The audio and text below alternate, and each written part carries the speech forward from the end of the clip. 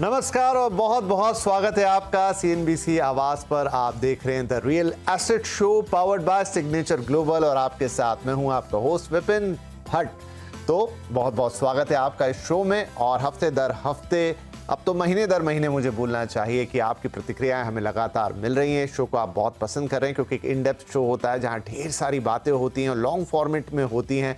हम चीज़ों की गहराई तक जाते हैं जिससे आप रियल एस्टेट मार्केट को अच्छी तरह समझ पाएं और आपकी प्रतिक्रिया जो हमें सोशल मीडिया पे मिलती है वो और हमें प्रोत्साहित करती है कि हम और बेहतर करें। So thank you very much. आप लगातार अपने कमेंट्स हमें देते रहिए, लिखते रहिए ताकि इस शो को हम और बेहतर बना पाएं। तो आज भी आपके लिए एक ऐसा ही खास एपिसोड लेकर आए हैं जहां पर फिर एक बढ़िया इंसाइट आपको मिलने वाला है और इस बार बात होगी आपकी यानी होम बायर की।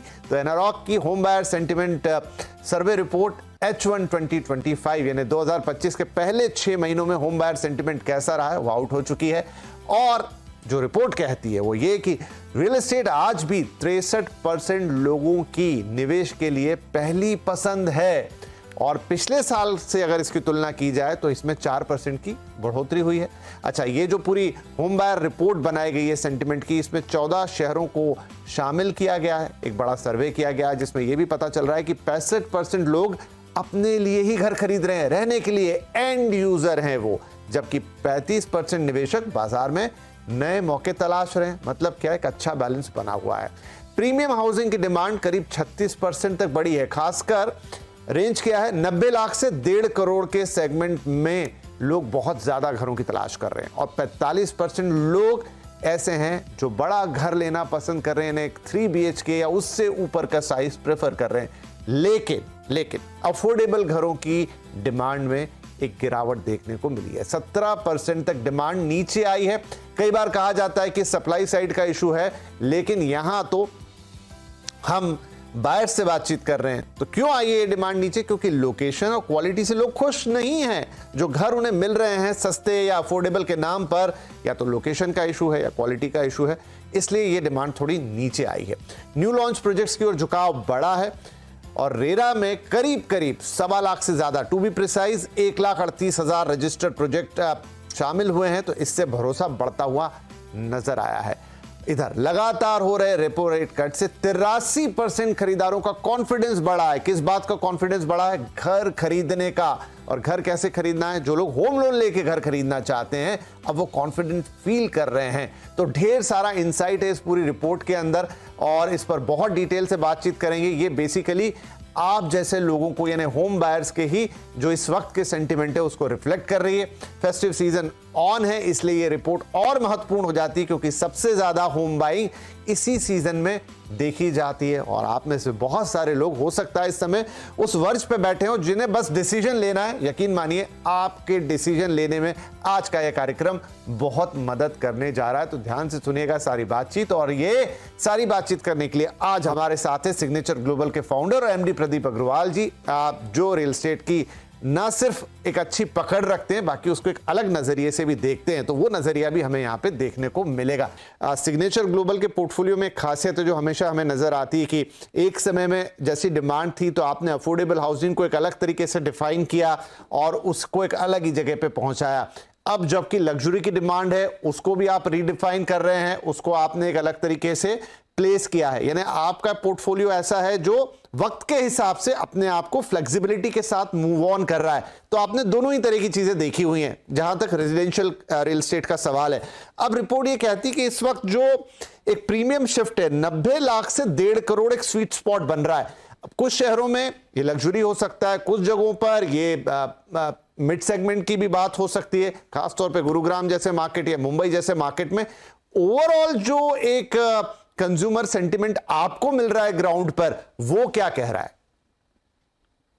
नमस्कार विपिन जी, बिल्कुल आपने ठीक कहा। जो बायर है, बायर का इस वक्त जो घर ढूंढने का तरीका है वो मैं देख रहा हूं काफी ज्यादा चेंज हुआ है।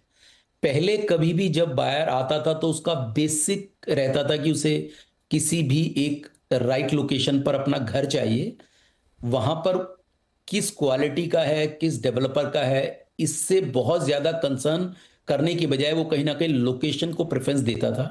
लेकिन अगर लास्ट कुछ मैं सालों की बात करूं, जिसमें लास्ट के 2 सालों की, तो उसके अंदर मैंने देखा है कि एक तो जो एक कॉन्सेप्ट है कि कैसी लिविंग है, कैसा वहां पर रहने का स्टैंडर्ड है, किस टाइप की क्वालिटी ऑफ कंस्ट्रक्शन हो रही है, इसको बहुत प्रेफरेंस दे रहा है।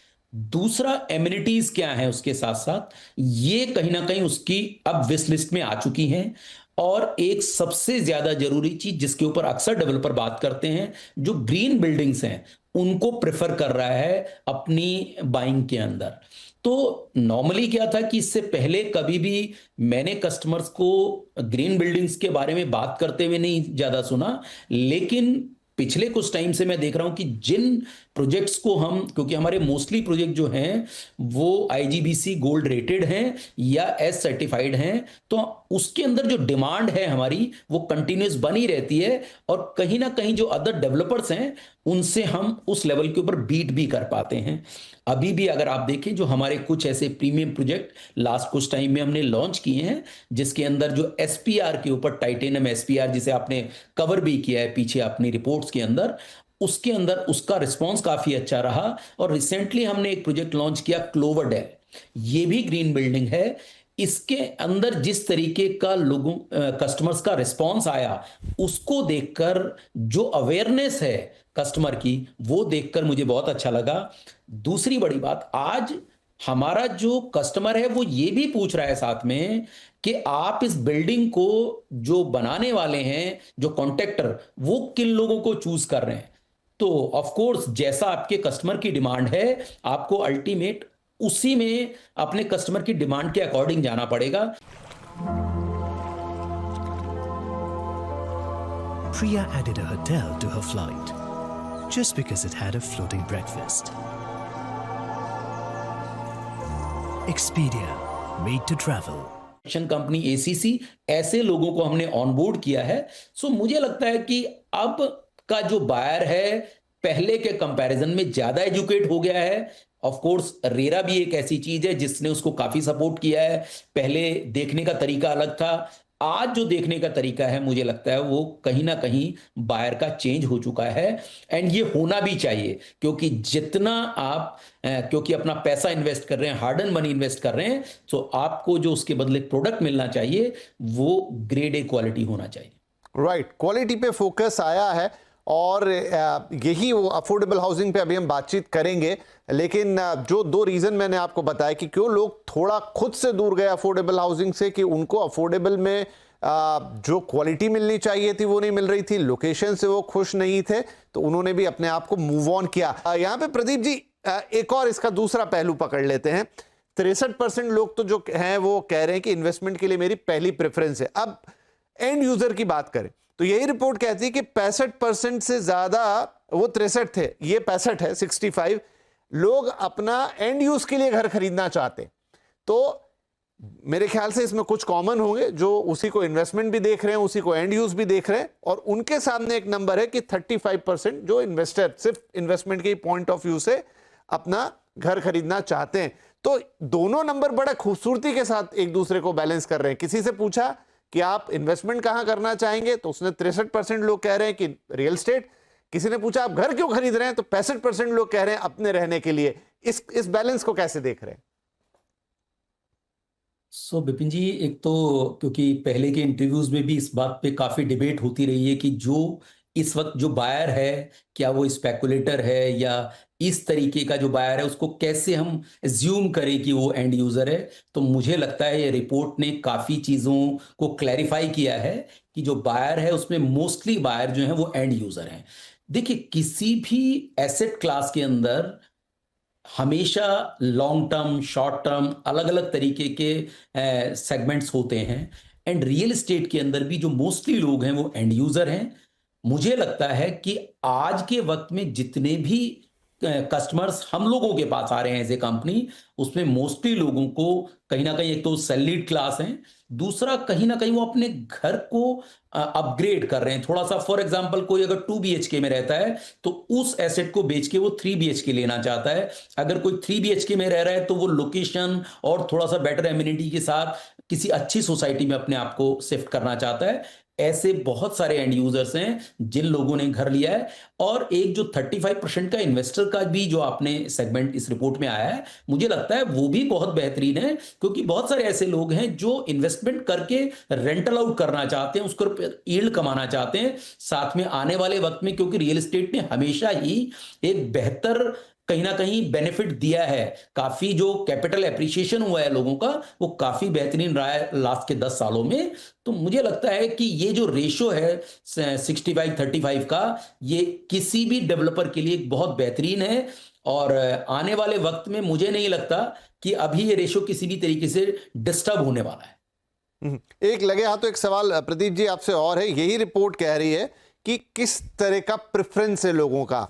तो 45% जो कि एक बड़ा ऑलमोस्ट मतलब 50 ही पकड़ लीजिए, आधे लोगों के आसपास ही हो गया, वो 3 BHK प्रेफर कर रहे हैं। जैसे अभी आपने भी कहा 2 BHK था तो 3 BHK लेना चाहता है।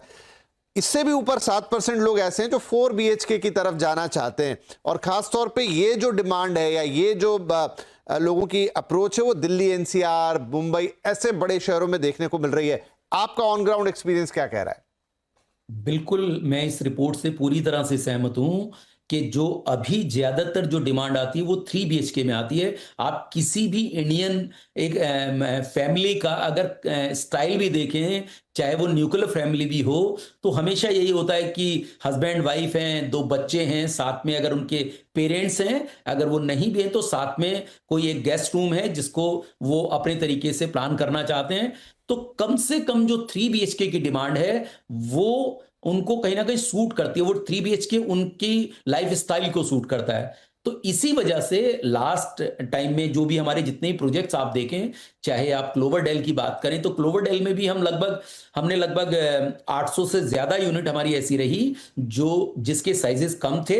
और आने वाले वक्त में भी जो अभी हम जो क्वार्टर फेस्टिवल सीजन के बाद अब ये शुरू हो रहे हैं, तो दिवाली के बाद तो लगभग बैक टू बैक हम 2 प्रोजेक्ट्स और आने वाले वक्त में ऐसे ही लॉन्च करने वाले हैं जिनके अंदर साइजेस 3 BHK पे ज्यादा कंसंट्रेट हुए हैं। और यही बेसिक रीजन है कि डिमांड जो है मार्केट से 3 BHK की ज्यादा आ रही है। 4 BHK में वो लोग रहना चाहते हैं जो ऑलरेडी 3 BHK में रह रहे हैं, वो लोग अपने आप को अपग्रेड करना चाहते हैं। तो जो मोस्टली बायर सेगमेंट है वो 3 BHK और 4 BHK के ऊपर कहीं ना कहीं कंसंट्रेट हुआ है। ठीक है, तो बड़े घर लोग प्रेफर कर रहे हैं, खासतौर पे जो बिगर सिटीज है वहां पर। देखिए विपिन जी, किसी भी प्रोडक्ट का जो प्राइस ड्राइव होता है वो अल्टीमेट रॉ मटेरियल से होता है। जैसा असलम ने भी कहा कि प्राइजेस ऊपर हुए हैं क्योंकि लैंड प्राइजेस काफी ज्यादा जंप हो गए हैं। अगर मैं आप जैसे हम अक्सर बात करते हैं कि फ्लैट्स के प्राइजेस ऑलमोस्ट डबल हो गए हैं लास्ट 3 से 4 साल में गुरुग्राम में। सो अगर आप लैंड प्राइजेस को देखें तो मुझे लगता है वो मल्टी टाइम फोल्ड हुए हैं, यानी लैंड के प्राइजेस शायद उससे भी ज्यादा बढ़े हैं जो फ्लैट्स की कीमत है उसके कंपैरिजन में। मटेरियल कॉस्ट भी काफी ज्यादा इंक्रीज हुई है। तो अल्टीमेट जो डेवलपर है उसके पास ऑप्शन ही नहीं है कि वो प्राइस को कम रख पाए। लेकिन अगर मैं दूसरे एंगल से भी देखूं तो लास्ट अगर 10 साल की एवरेज देखें तो इन्फ्लेशन से ज्यादा रेट नहीं इंक्रीज हुआ है। क्योंकि अगर आप 2015 की भी बात करें तो जो प्राइजेस थे वो लगभग 7-8 हजार रुपए से कम जब भी नहीं होते थे। तो अभी भी अगर ऑन एन एवरेज प्राइस की बात करें तो 12 से 15 हजार रुपए के रेंज के अंदर प्राइस हैं। और मुझे लगता है ये प्राइजेस परफेक्ट हैं। ऑफ कोर्स कभी भी जब prices hockey stick price style के अंदर अगर राइज करते हैं तो एक सॉफ्टन आना बहुत जरूरी भी है और वो बनता भी है। और मुझे लगता है कि अगर ये सॉफ्टन यहां पर होगा तो कम से कम जिन डेवलपर्स के पास अपनी इन्वेंट्री है उसको वो ऑफलोड कर पाएंगे। अगर ज्यादा और प्राइजेस राइज होते तो जो कस्टमर्स हैं उनके लिए खरीदना कहीं ना कहीं बड़ा मुश्किल हो जाता। रही बात जीएसटी की, क्योंकि जीएसटी में थोड़ा रिलैक्स किया है जो कस्टमर्स हैं उनको, क्योंकि जो इंपैक्ट है वो अल्टीमेट प्रोडक्ट की प्राइसिंग में इंपैक्ट उसका पड़ेगा। तो मुझे लगता है कि इन नटशेल प्राइसेस ज्यादा राइज तो नहीं होंगे लेकिन फिर भी प्राइस डाउन हो पाए ऐसी उम्मीद मुझे बहुत कम लगती है। अफोर्डेबल हाउसिंग का भी जिक्र है तो मैं लगे हाथों वहां आ ही जाता हूं कि प्रदीप जी आपसे भी, क्योंकि आपने दोनों चीजें बनाई हैं। आपने एक वक्त में अफोर्डेबल हाउसिंग भी बनाई है बहुत बढ़िया, जिसकी मिसाल आज भी दी जाती है कि अफोर्डेबल में लग्जरी जैसी चीज थी। फिर आपने जो अभी डिमांड लग्जरी की बहुत थी तो वैसे भी आपके प्रोडक्ट आए। अब ये रिपोर्ट कह रही है, मैं प्राइसिंग से थोड़ा हट रहा हूं फिर आएंगे उसके ऊपर, कि वहां पर अक्सर ये ब्लेम किया जा रहा था कि सप्लाई ही नहीं आ रही, लेकिन जब लोगों से भी पूछा गया तो उनका भी इंटरेस्ट थोड़ा कम होता हुआ नजर आ रहा है, क्योंकि वो अफोर्डेबल के नाम पर कुछ भी खरीदना नहीं चाह रहे। उनको एक लोकेशन भी अच्छी चाहिए, उनको एक प्रोडक्ट भी अच्छा चाहिए, तभी वो अफोर्डेबल में जाएंगे, या तो फिर वो कुछ और खरीदेंगे या नहीं खरीदेंगे। ये जो माइंडसेट है कस्टमर का, और जो बाकी ओवरऑल चीजें हैं कि अफोर्डेबल नहीं चल रहा है, वो बहुत गिर गया है, या उसमें अब एक वापस से रीइंफोर्समेंट आनी चाहिए, उसको लेकर आपका क्या कहना है? तो विपिन जी, इस सवाल का जवाब मैं ऐसे देना चाहूंगा कि जो अफोर्डेबल की हम बात कर रहे हैं, तो सिग्नेचर ग्लोबल का पूरा जो एक डेवलपमेंट रहा है, वो कहीं ना कहीं स्टार्टिंग से अफोर्डेबल के ऊपर रहा है। और हमने एक पूरा एक रोड मैप क्रिएट किया है, पूरा अफोर्डेबल कैसी क्वालिटी का विद इन सिटी डिलीवर किया जा सकता है, उसके लिए हमने एक बहुत बड़ी नंबर्स ऑफ, मेरा मतलब अफोर्डेबल हाउसिंग बनाई है। लेकिन अभी क्योंकि जो प्राइजेज हैं लैंड के, वो विद इन सिटी काफी ज्यादा इंक्रीज कर गए हैं, रॉ मटेरियल कॉस्ट भी बढ़ी है, तो ऐसे में जो अफोर्डेबल हाउसिंग इस वक्त आउटकट्स एरिया के अंदर ही बनानी पॉसिबल है। तो ऐसे में जो बायर्स हैं, उनको कहीं ना कहीं वो जो लोकेशन है वो इस तरीके से अट्रैक्ट नहीं कर पाती जो विद इन सिटी करती है। यही एक रीजन रहा है कि जो इनकी सर्वे रिपोर्ट के अंदर कि लोग पसंद नहीं कर रहे हैं। तो पसंद ना करने का रीजन क्या है कि अगर आप यहां से 25 किलोमीटर दूर जाकर गुरुग्राम से अगर उनको अफोर्डेबल हाउसिंग देना चाहते हैं, तो वहां पे ट्रांसपोर्ट का भी इशू है, और भी बहुत सारी बेसिक चीजें हैं जो वहां तक पहुंचने में भी टाइम लगेगा। इस वजह से खरीदार जो है वो कहीं ना कहीं अपने आप को बैक स्टेप कर लेता है। लेकिन आप विद इन सिटी की बात करें तो जो ऑलरेडी हम सोसाइटी डिलीवर कर चुके हैं, उन अफोर्डेबल हाउसिंग की जो प्राइजेस हैं वो लगभग 3 से 4 गुना अभी भी रीसेल वैल्यू में चल रहे हैं। तो जो डिमांड है, डिमांड पर से विद इन सिटी तो मुझे लगता है कहीं कोई चैलेंज नहीं है। सप्लाई है कि सप्लाई बिल्कुल ना के बराबर है। विद इन सिटी तो आउटकट्स में जरूर अफोर्डेबल हाउसिंग मिल रही है, लेकिन वहां तक कहीं ना कहीं जाने में कस्टमर को थोड़ी हेजिटेशन है। Now coming to the festive season, Pradeep ji, अब देखिए प्रधानमंत्री ने भी अभी कहा कि देश में जीएसटी बचत उत्सव की शुरुआत हो गई है, तो लोगों के हाथ में वहां बचत आएगी। ऑलरेडी सरकार ने इनकम टैक्स की रियायत दे दी, जो अब लोगों को 2-4-6 महीने उसके बाद जब सैलरी इकट्ठा हुई है तो वो जरूर फर्क पड़ा होगा।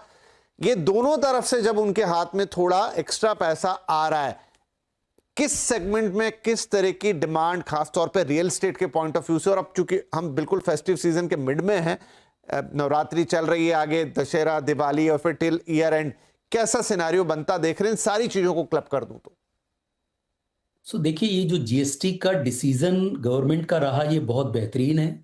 एक आम इंसान के हाथ में पैसा आया है, यानी ये एक ऐसा इम्पैक्टफुल डिसीजन था जो लास्ट मैन तक, लास्ट पर्सन तक पहुंच रहा था इस देश की कंट्री के। तो मुझे लगता है ये मास्टर स्ट्रोक है इस इकोनॉमी के लिए।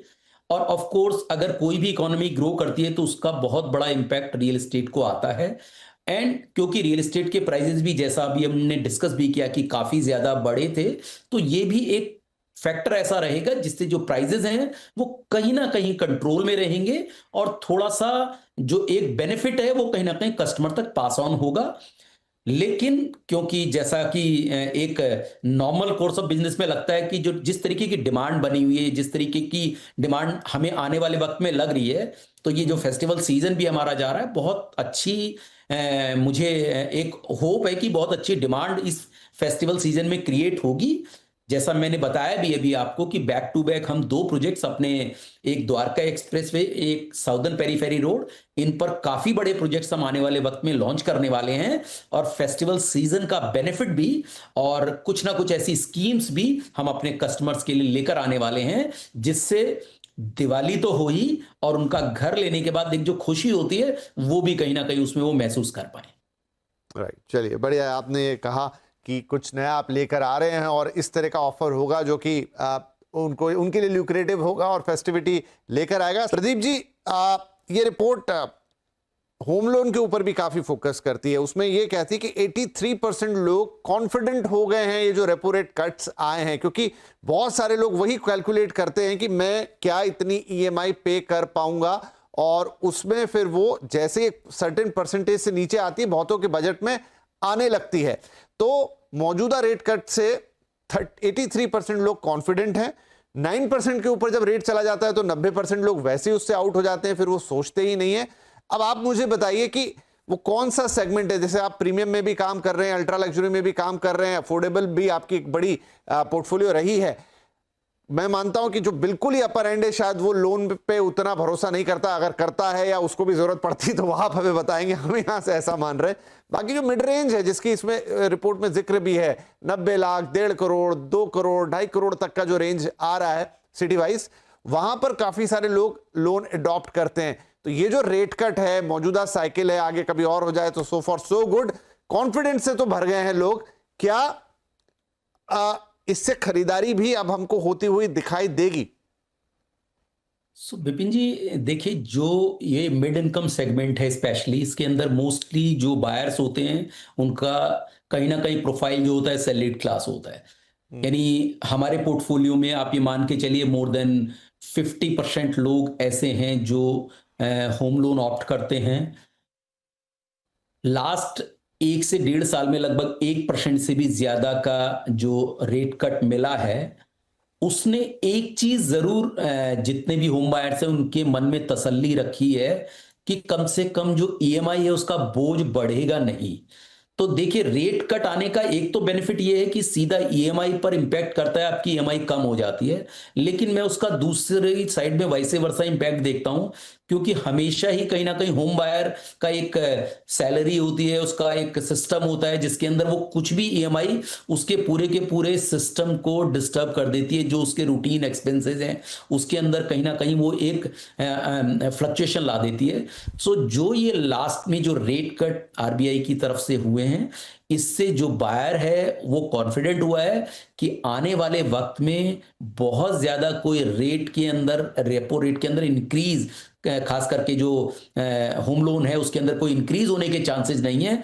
डिक्रीज होना तो ऑफ कोर्स ऑलवेज वेलकम होता है।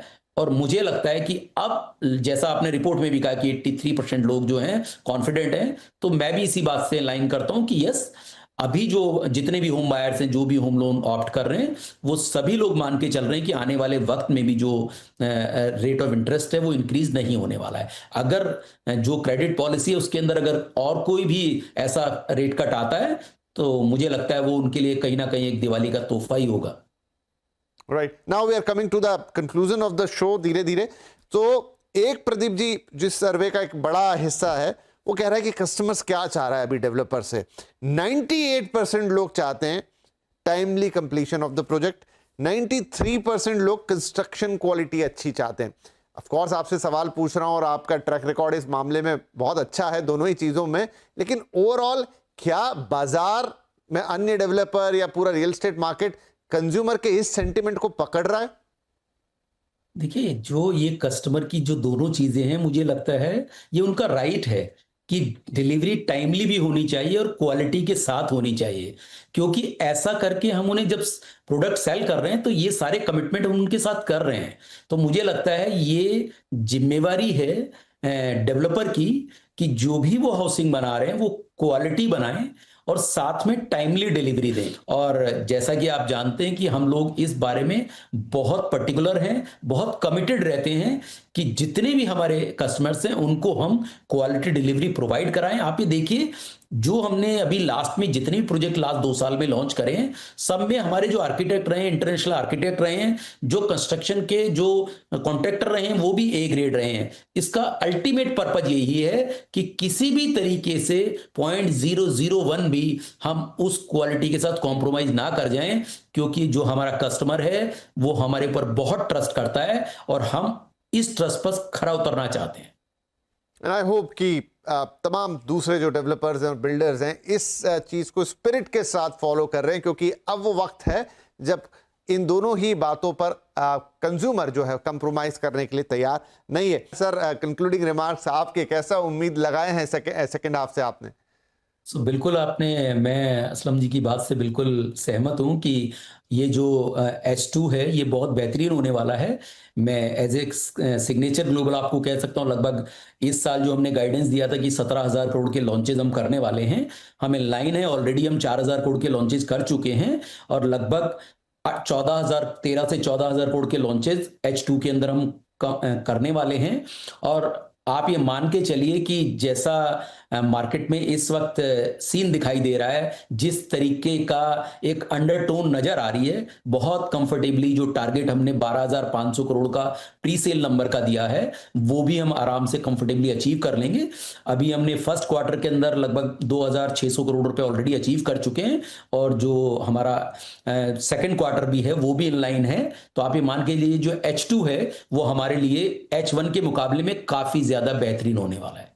चलिए, तो घर खरीदार, एक्सपर्ट्स, डेवलपर्स, सबको उम्मीद है कि ये जो फेस्टिव सीजन वाला हिस्सा है साल का, ये एक बार फिर रियल एस्टेट के लिए वही सुनहरी चीजें लेकर आएगा जिसकी उम्मीद सब कर रहे हैं। और ये मौका भी है जब जीएसटी की बचत भी हाथ में है, इनकम टैक्स की भी है, रेपो रेट घटा है 1% से ज्यादा पिछले 8 महीने 9 महीने के अंदर। तो वो सारे फैक्टर्स एक साथ इकट्ठे हैं जहां घर खरीदारी का प्लान बहुत अच्छी तरीके से बन सकता है और डेवलपर्स भी उसे हाथों हाथ लेने के लिए तैयार हैं। हम सबको इंतजार रहेगा कि ये पूरा H2 कैसे पैन आउट होके आता है। आपका यानी कि कंज्यूमर का सेंटिमेंट हमने अभी का तो बता दिया, अब हमें आगे पता लगेगा कि आपने उस सेंटिमेंट को कितना कैरी फॉरवर्ड किया, कितना आप आगे लेकर गए, क्या आपके प्रेफरेंसेस रहे। फिर एक दिन बैठेंगे और उस पर बातचीत करेंगे। लेकिन आज के लिए फिलहाल प्रदीप जी, असलम साहब, आप दोनों का ही बहुत बहुत धन्यवाद इस कार्यक्रम में शामिल होने के लिए। नमस्कार। और सभी दर्शकों का भी बहुत बहुत शुक्रिया। आप लगातार ये कार्यक्रम देखते हैं हमारे सोशल मीडिया प्लेटफॉर्म्स पर भी और टीवी पे भी, क्योंकि ये एक हाइब्रिड प्रोग्राम है। जहां आपके लिए सहूलियत है वहां देखिए, अपनी राय हमें जरूर दीजिए। आप हमें मेल भी कर सकते हैं, लेकिन शायद सोशल मीडिया पे देखते देखते कमेंट करना और आसान होता है, वो हमें इस कार्यक्रम को और बेहतरीन बनाने में मदद करता है। उम्मीद करते हैं आज का एपिसोड भी आपके लिए बहुत बेहतरीन होगा, खासतौर पे उन दर्शकों के लिए जो लगभग अभी उस डिसीजन मेकिंग के प्रोसेस में है कि इस बार घर खरीद लिया जाए। तो बहुत सारी शुभकामनाएं आपको त्योहारों की। अगले हफ्ते आपसे फिर मुलाकात होगी, तब तक के लिए टेक केयर, नमस्कार।